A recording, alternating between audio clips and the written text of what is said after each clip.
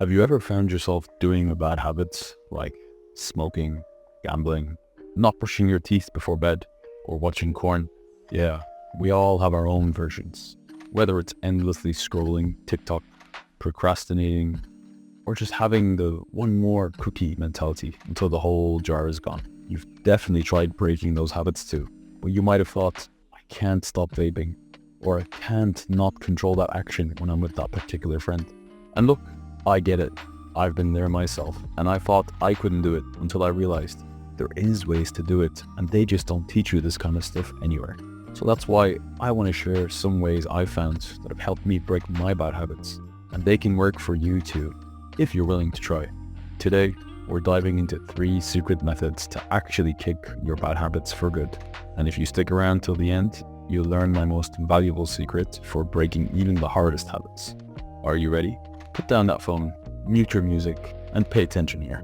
Let's start with a truth that's uncomfortable, but also a fact. Breaking bad habits is supposed to be hard at first.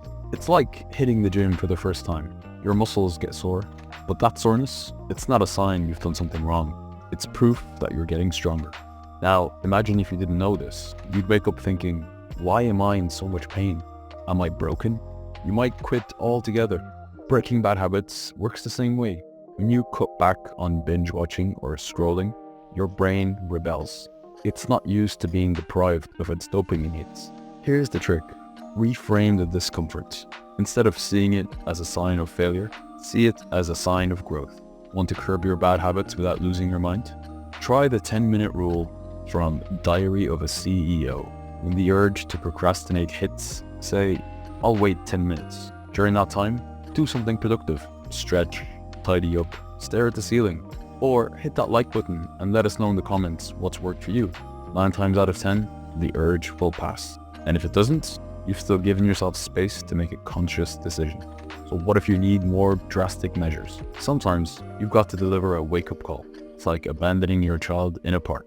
Okay, no, we're not telling you to literally abandon your child. But let me tell you a story.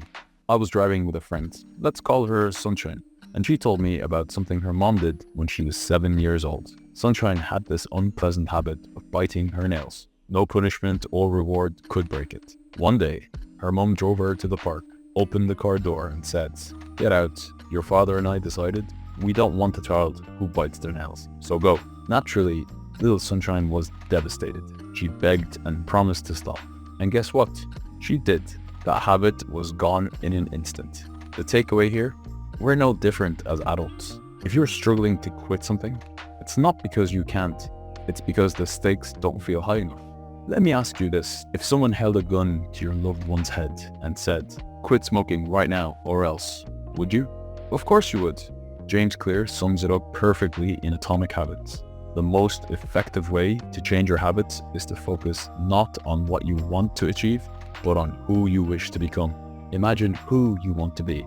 Then give yourself a hard-hitting ultimatum with benefits. Like, if you smoke or drink alcohol, every time you do it, you donate 10% of your monthly salary to charity. You'll either quit your bad habit very quickly or become an extremely generous person. It's a win-win. But even with high stakes, your brain can still procrastinate. That's why you need one final weapon, the do something principle.